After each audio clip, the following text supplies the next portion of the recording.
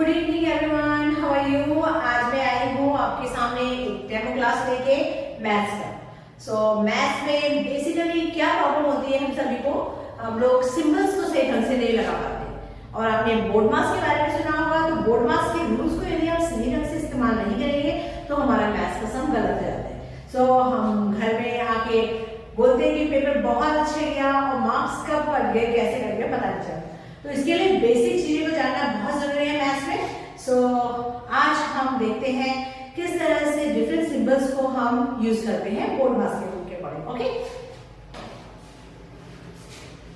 तो मैथ्स में है हमारा बोर्ड मास।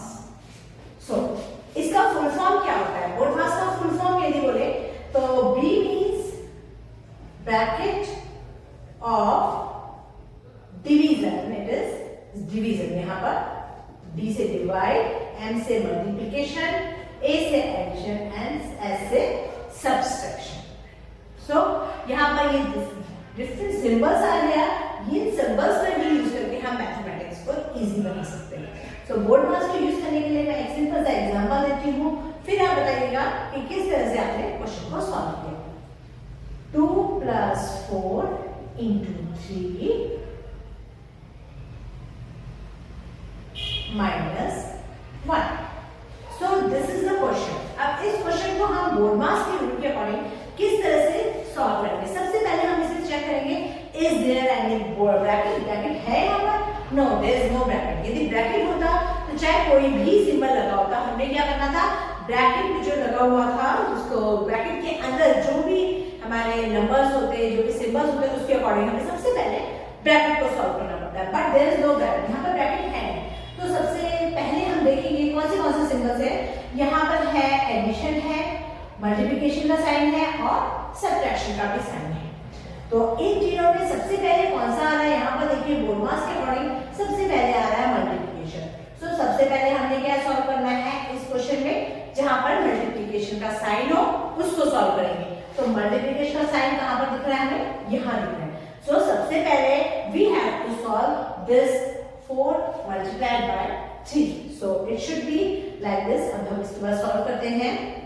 2 को एज इट इज हमें लिखना है प्लस 4 3 12 -1। ओके, अब यहाँ पर देखिए प्लस भी है और माइनस भी है।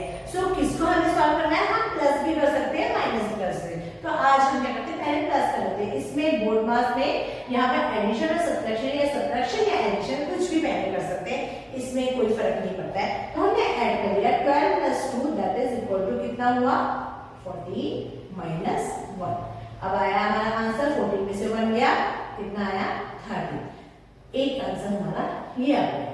ठीक है, ये 30 हमारा आंसर इस वाले क्वेश्चन का सॉल्यूशन है, जो कि हमने बोर्ड मास के अकॉर्डिंग किया। इसी क्वेश्चन को मैं विदाउट बोर्ड मास भी सॉल्व करके देखते हैं क्या आंसर आता है, डिफरेंट आता है कि सेम आता है।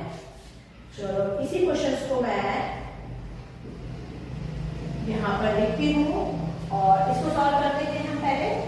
प्लस का साइन था यहाँ पर, तो पहला लगे है, इसको सॉल्व करते हैं।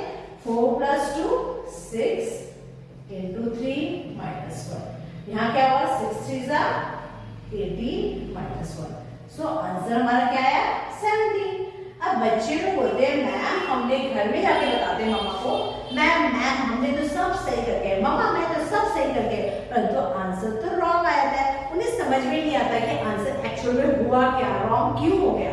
तो एक्चुअल में कारण यही होता है कि यहाँ पर हमारा क्या है, बोर्ड मास का यूज नहीं किया गया है और यहाँ पर हमारा बोर्ड मास का यूज किया है। तो this should be the answer, this is wrong. Okay, I think समझ में आ गया